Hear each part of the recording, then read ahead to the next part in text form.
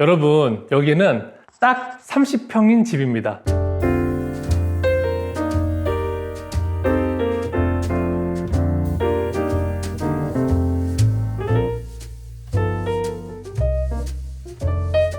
안녕하세요, 무아 여러분. 무아공간 오소장입니다. 여기는 신축 아파트이고요. 우리 신혼부부의 첫 집입니다. 이게 15년 전 배치도 이거랑 거의 유사합니다. 어떤 걸 원하셨을까? 주방이 굉장히 좀 넓어졌으면 좋겠다. 대형 아일랜드를 가지고 싶다. 가능하면 큰 테이블, 8인용 테이블을 좀 가지고 싶다고 하셨습니다. 식탁하고 어울리는 멋진 홈바도 있으면 좋겠다. 수납도 좀 많아졌으면 좋겠고 가전이 들어갈 자리가 충분했으면 좋겠다. 그렇게 말씀하셨어요. 자, 여러분 어떠십니까? 집이 크면 방금 말씀드렸던 기능들을 다 넣으면 되는데 너무 재밌는 건 집이 크더라도 이 기능들이 비례적으로 쭉 같이 상승됩니다. 굉장히 필요가 많아진다는 얘기겠죠. 무슨 말일까? 공간은 좁아지는데 필요한 것들, 불편한 것들은 점점점 많아진다는 얘기입니다. 그러면 무아 공간이 어떤 과정을 통해서 결과물을 도출하는지 제가 하나씩 좀 설명을 드리도록 하겠습니다.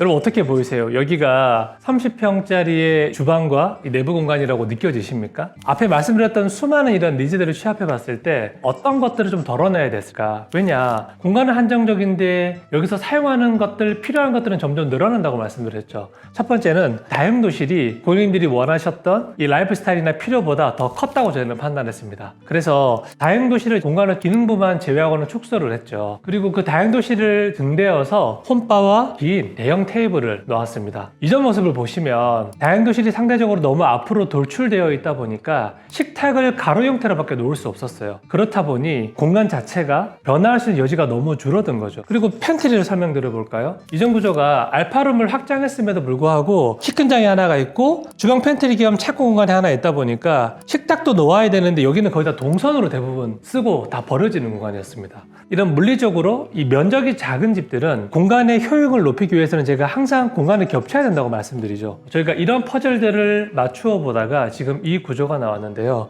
무아에서 되게 많이 말씀드리죠. 제가 공식처럼 말씀드렸는데 벽면에 키 큰 장을 만들고 그 앞에 대형 아일랜드가 쓰고 그리고 그 앞에 식탁에 놓여지면 공간 자체가 이렇게 레이어가 적층되는 느낌과 제일 앞에 놓여지는 식탁이 750 그리고 그 다음에 있는 아일랜드가 900 키 큰 장들이 이제 천장까지 올라가니까 공간상으로 이렇게 위기가 생겨서 시각적으로 많이 넓어 보인다고 말씀드리죠. 저희가 선택했던 이 방식은 거실이라고 하는 공간에서 주방을 바라봤을 때 이게 동선이 안으로 창고까지 깊이 들어가 있습니다. 이렇게 세로형 배치를 가져갔을 때는 공간의 깊이감이 달라요. 요걸 아셨으면 좋겠어요. 여러분 대면형이라고 하는 게 거실을 바라보고 서야지만이 대면형이 아니에요. 그리고 뭐 이 공간 안에서 서로 다 유기적으로 연결되어 있으니까 이 세로형 아일랜드에 섰을 때도 가족들과 충분히 소통과 대화를 할 수 있죠.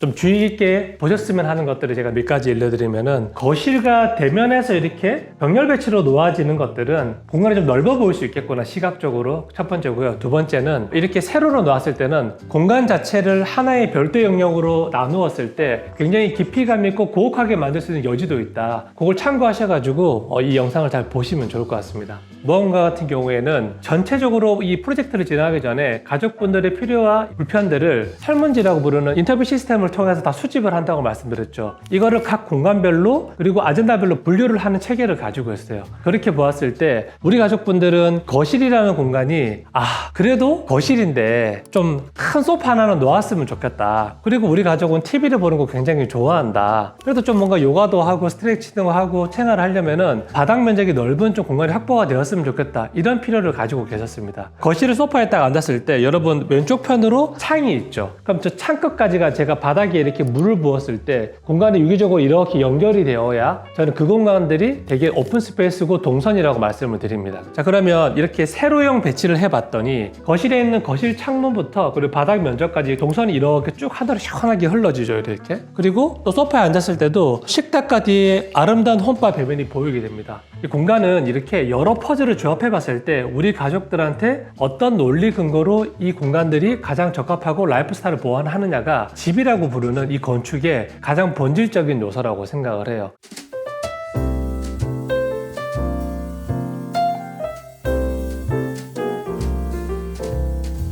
네, 여러분 기존에 볼 수 없었던 굉장히 큰 아일랜드가 들어갔죠. 이 아일랜드 크기가 3,000에 1,100 정도가 됩니다. 굉장히 크죠. 사실은 창을 바라보고 거실과 등지는 구조에서 할 수 있는 기역자 형태의 워크탑, 그리고 좀 자그마한 아일랜드, 이 두 가지가 다였죠. 근데 이런 기능들을 우리가 하나로 합쳤더니 워크탑이라 부르는 우리가 뭔가를 할 수 있는 데스크도 굉장히 넓어졌고, 1,100이라고 하는 숫자가 사실 굉장히 큰 사이즈의 아일랜드예요. 자, 보시면 반대편에 수납도 가능하고, 그리고 여기는 지금 가전만 봤을 때 독립형 지금 다운드리프트 방식의 후드가 들어가 있고요. 그리고 여기는 데이코에 인덕션이 적용되어 있습니다. 이런 기계룸이 굉장히 큽니다. 이 이너 기계들 룸을 안에 만들어 주고도 앞뒤로 수납이 가능할 수 있는 구조니까 굉장히 넓다고 볼 수 있겠죠. 이런 아일랜드를 설정을 하실 때 가능하시면 정면에서 바라봤을 때 이 비율도 되게 신경을 많이 써야 됩니다. 거실에서 주방을 바라봤을 때 계구부라 부르는 이렇게 오픈되어 있는 공간이 있죠. 전체 박스 오픈되어 있는 공간, 여기에서 지금 이 높이 900과 그리고 1100 규모의 아일랜드가 세로 방향으로 들어갔을 때 어떤 비례감을 가지는지 알아야 돼요. 아일랜드에 비해서 나머지 오픈되어 있는 공간이 너무 좁으면 굉장히 심리적으로 답답해 보이는 느낌이 납니다. 또 반대로 공간이 작다 보니까 이 아일랜드를 점점 조그맣게 만들면 만들수록 또 어떤 단점이 있느냐, 공간 자체가 굉장히 좀 날카롭고 불안해 보이는 느낌이 나요. 왜냐, 이 아일랜드는 디테일만 보시더라도 저희가 바닥까지 탁 꽂혀가지고 바닥에서 솟은 듯한 이런 공간의 덩어리감으로 만들었죠. 그런 기능들을 만들어내려면 비리감도 굉장히 중요하다. 지금 30평대 공간이지만 저는 오픈되어 있는 구조와 공간에 있는 짜투리조차도 센치 단위로 계산을 해서 낭비됨 없이 좁지 않게 너무 넓지도 않게 아주 적절한 비율로 만들어내서 지금 여러분들이 보시기에도 안정감이 있다고 생각합니다. 거실로 들어왔을 때 이 아일랜드가 좀 더 단단하고 안정적인 느낌을 주었으면 좋겠다고 판단을 해서 지금 상판과 그리고 측판, 수납 도어들까지 저희가 이 세라믹으로 마감을 했습니다. 이것의 장점은 들어왔을 때 재료가 하나의 덩어리로 익히니까 조금 더 시각적으로 분할되지 않고 아주 매시브한 바위가 앉혀있는 듯한 그런 안정감을 주는 것 같아요. 서랍면에도 굉장히 저는 잘 잡았다고 생각을 하고요. 기존에 수납을 말씀하셨었는데 앞에 있는 서랍이나 시색이나 이미 들어갈 수 있는 하드웨어가 그리고 수납들이 다 들어가 있고요. 반대편에도 여러분 그 라면 끓일 수 있는 냄비 있죠. 걔를 가로로 그냥 편하게 놓고도 충분히 수납이 될 만큼 꽤 괜찮은 공간이 확보되어 있습니다. 저는 이런 것들이 기능적으로도 가족분들의 필요를 충족시켰고 미학적으로도 공간 자체를 굉장히 아름답게 만드는 방식이지 않나 생각이 들고요. 여러분, 그러면 지금 이 영상 초반에 말씀드린 것처럼 가족분들의 필요를 충족하기 위해서 어떤 기능들이 들어갔는지를 제가 자리를 이동해서 한번 설명을 드릴게요.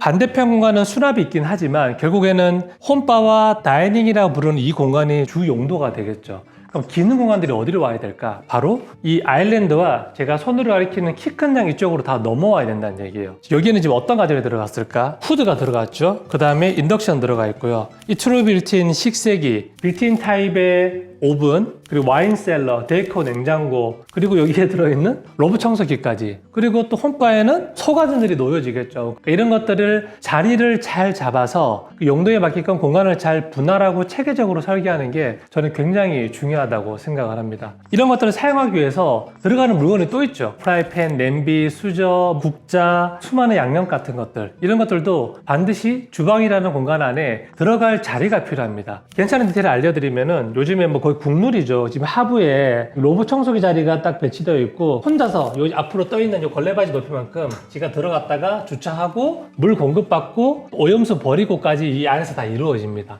그리고 지금 여기 상부 안에는 이너 팬트리 렉이 들어가 있습니다. 내부 이너 서랍도 충분히 효용이 있지만 임팩트가 많은 공간에 이런 하드웨어들이 사실은 공간의 효용은 높여주는 것 같아요. 그리고 코너 쪽에도 저희가 애매하게 남아있는 공간이 있었는데 코너가 사용성이 떨어지기 때문에 좀 활용을 해서 이렇게 사람이 살짝 반 정도 들어갈 수가 있는 팬트리를 만들어줬어요. 그러니까 저런 코너 팬트리들이 실제로 수납을 해보시면 엄청난 양의 수납이 됩니다. 저는 굉장히 추천드리는 좋은 기능제라고 생각을 하고, 미학 관점에서도 봤을 때 안방으로 들어가는 이 면에서 기물이 튀어나와 있는 것에 제가 좀 불합리하다고 말씀드리죠. 시각적으로 방해가 되니까. 근데 이번 프로젝트는 이거를 저희가 수용할 수밖에 없었어요. 주방 거실에서 원하셨던 프로그램이 더 많고 가족들의 행위가 많이 일어나기 때문에 그렇습니다. 코너에 있는 이 장을 보시면은 이렇게 열리죠. 이제 이게 별것 아닌 것처럼 보여도 얘가 장식장의 기능도 겸할 수 있고요. 그리고 이런 에어 힌지를 쓰기 때문에 하드웨어 자체가 노출이 되지가 않아요. 굉장히 아름답고, 뒤에 이번에 면조망을 저희가 설치를 해서 디밍도 되거든요.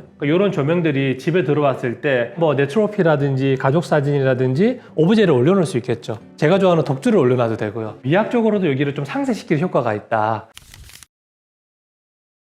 그리고 제가 재밌는 거 보여드릴게요. 여기가 지금 뷰가 굉장히 좋아요. 아주 멋있는 이 강이 보이는데, 이게 뷰가 너무 좋다 보니까 활용을 했으면 좋겠다는 말씀 하셨고, 제가 어떻게 할까 고민을 굉장히 많이 했습니다. 여기 보시면은 접이식이 하드웨어가 들어가는데요. 고객님들도 이거를 되게 고민을 많이 하셨고, 또 저희 디자인 팀에서도 이걸 굉장히 스터디를 많이 하고 했었는데, 이게 되게 간단해 보이지만 아주 피곤한, 찾기 힘든 작업들입니다.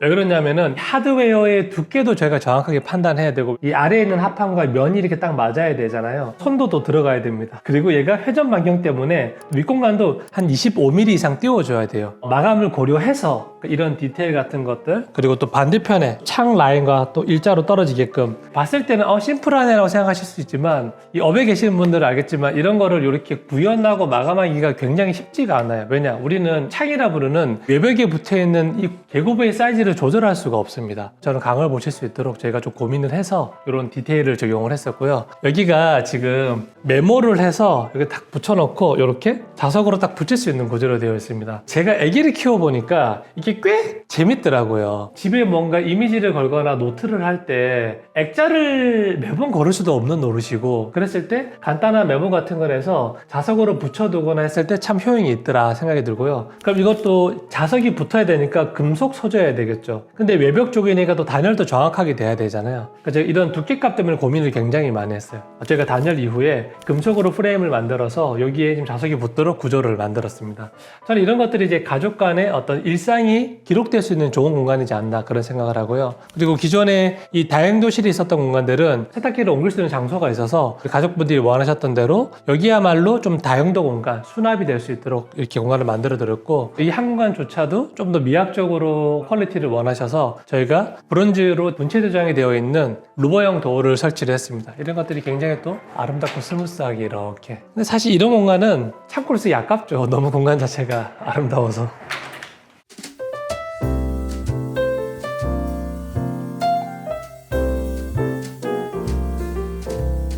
여러분, 이제 다이닝 공간인데요. 다이닝에 들어갔었던 이런 가구를 떠나서 저는 이렇게 다이닝 공간 자체가 영역이 좀 확보가 되는 게 되게 중요하다고 생각을 하고, 그 이유가 대형 아일랜드가 있는데 또 너무 작은 식탁이 들어가게 되면 위계가 깨집니다. 밸런스가 무너지기 때문에 또 이거에 준하는 식탁이 들어가야 되겠죠. 초반에 우리 가족분들이 원하셨던 걸 말씀드렸죠. 8인용 식탁을 원하셨습니다. 그런데 우리 집에서는 물리적으로 8인용 식탁이 들어갈 수가 없어요. 지금 이 길이보다 한 600원 더 길었어야 됩니다. 그럼 뭐가 없어져야 됐을까? 지금 다용도실로 쓰고 있는 저 뒷공간이 아예 사라지거나 아니면 홈바를 없애든가. 그럼 홈바를 없애면은 식탁은 커지겠지만 기능적인 부족함을 겪어야 되겠죠. 고객님들한테 말씀을 드릴 때 어떤 과정을 거치냐, 이 기능이 커지면 반드시 하나의 기능이 빠져야 된다. 그러면 총량은 정해져 있고, 여기서 A 알터네이션은 이게 크고 이게 작다, B 알터네이션은 얘가 큰 대신 얘가 작다, 이런 상관관계들이 있겠죠. 저는 이걸 늘 퍼즐로 표현을 합니다. 큰 베이스 안에 퍼즐이 몇 개가 있는데 얘가 커지면 나머지 퍼즐이 작아져야 된다는 개념인 거죠. 그 과정에서 이 공간이 결론이 났는데요. 가족분들은 대형 아일랜드 얘가 가지는 이 아우라가 더 중요하다. 그리고 홈바도 중요하고 이런 디스플레이도 중요하니까 30평이라고 하는 이 물리적 공간, 이 퍼즐판 안에서 이 다이닝 테이블도 굉장히 효용이 있고 충분히 크다. 자, 그럼 여기서 우리는 어떤 디자인적 포인트를 줄 수 있었을까? 공간 자체가 30평이기 때문에 물리적으로 엄청 크진 않습니다. 이걸 극복하기 위해서 저희는 뒤에는 또 배면에 이 브론즈 경들을 사용해서 공간이 반사되도록 만들었죠. 시각적인 공간감을 최대한 넓히기 위해서 뭘 했을까? 바로 천장에 이렇게 미로설이라고 부르는 반사 재질의 마감판을 사용을 했습니다. 강남역에 있는 영림 쇼룸에 가보시면은 제일 상층부의 복도가 또 미로설로 되어 있습니다. 그때 제가 직접 작업을 했었는데 이 장면을 딱 쳐다보시면은 이 공간 자체가 천장 안으로 이렇게 솟구쳐서 올라간 듯한 그런 느낌을 줍니다. 물론 우리 가족분들은 여기서 몇 번은 신기하게 쳐다보시겠지만은 아마 지내시는 동안은 잘 모르실 거예요. 하지만 우리의 오감은 이걸 느끼고 있을 거라고 생각하는 거죠. 저는 그게 건축이라 부르는 이 하드웨어가 가지고 있는 힘이라고 생각을 합니다. 하나의 장면이 아름다운데 집착하면 안 된다고 말씀드리죠. 집이라는 공간은 3차원이라고 부르는 건축기 공간이기 때문에 공간 자체가 유려하게 다 연결이 되었을 때 가장 아름답고 기능적이라고 저는 설명을 드립니다. 제가 좀 큰 관점에서 미학을 말씀드렸는데요. 디테일한 관점에서 말씀을 드리면 이 건축이라고 하는 공간은 필연적으로 집안에 이런 선들이 생길 수밖에 없어요. 이거를 건축에서는 익스패션 조인트라 부르기도 하고 재료 분리라고 부르기도 합니다. 공간 자체를 하나의 마감재로 다 바를 수 있는 건 사실 도장이라고 부르는 재료밖에 없어요. 근데 그 도장조차도 마감이 따라가다가 도어라고 부르는 문짝에서 결국 경계가 나눠지게 되겠죠. 재료와 재료가 만나고 기능과 기능이 만나는 지점에서는 선들이 발생되는데 저는 이런 선들을 최대한 제어하는 게 하이엔드 디테일이라고 생각합니다. 이번 프로젝트만 보더라도 선에 얼마나 좀 집착을 했는지 알 수가 있겠죠. 히든 도어라 부르는 저 마감의 선들이 똑같은 간격으로 천장에도 따라가고요. 그리고 여기 아까 말씀드렸던 이 미로설의 디테일과도 정확하게 일치를 합니다. 그리고 또 하나 지금 천장에 들어갔던 액자 레일하고도 정확하게 맞춰져 있어요. 모든 걸 다 맞추려면 더 많은 돈을 쓰면 되는데 이제 그렇게 했을 때 너무 많은 비용이 드니까 구현할 수 있는 범위 안에서 이런 선들을 정확하게 정리하고 분할하는 것들, 소위 말하는 하이엔드, 그리고 이제 이 마감의 완성도, 이런 것들이라고 부를 수 있겠죠. 여러분 어떻게 보셨나요? 이 무화공간 채널은 업계에 계시는 대표님들이 굉장히 많이 보시는데요. 이런 질문을 많이 받습니다. 내가 생각하는 하이엔드는 무엇인가? 고객 관점에 대해서는 비싼 재료, 마감재, 기물들을 쓰는 게 하드웨어가 아니라고 저는 늘 말씀을 드려요. 자, 이것들을 어떻게, 왜, 누구한테, 무엇 때문에 쓰는지를 이 논리가 성립이 돼서 사용자한테 맞는 공간을 제안하는 게 저는 하이엔드의 첫 번째라 생각하고요. 그 다음 이런 하드웨어들, 좋은 것들, 디테일들을 반영해 나가는 게 저는 궁극의 하이엔드가 완성되는 관점이라 생각을 하고요. 두 번째, 업계에 계시는 대표님들한테 제가 이 질문을 받았을 때 어떤 답을 드리냐면, 저도 처음엔 그렇게 했지만 대부분 저 혼자 다 퍼포먼스를 냈습니다. 근데 문제가 이게 조금만 일이 많아지면 제어가 될 수가 없어요. 무조건 문제가 생깁니다. 그래서 저희 회사는 가족분들 혹은 고객분들이 오셔서 이분들의 정보와 필요와 불편을 어떻게 수집해서 얘를 어떻게 분류를 해서 이분들의 라이프 스타일을 건축의 언어로 정해드리고 우리가 물리적으로 할 수 있는 거 없는 것들을 추려서 최적의 조합을 보여드리는 게 저는 디자인 과정의 하이엔드라고 생각하고요. 대신에 시공에서는 무엇을 가져가느냐, 수많은 변수를 제어하고 만들어내가면서 우리가 목표로 했던 것들을 퀄리티가 무너지지 않게 결과물을 만들어낸 일이, 즉 이 시스템이 저는 하이엔드라고 생각합니다. 이 두 관점에 대해서 구독자 여러분들과 그리고 무화공간을 구독하시는 대표님들도 함께 고민을 한번 해보시고 우리 가족한테 맞는지, 나다운지, 우리 가족을 닮은지 좋은 공간 만드셨으면 좋겠습니다. 그러면 저는 다음번에 더 좋은 영상으로 찾아뵙겠습니다.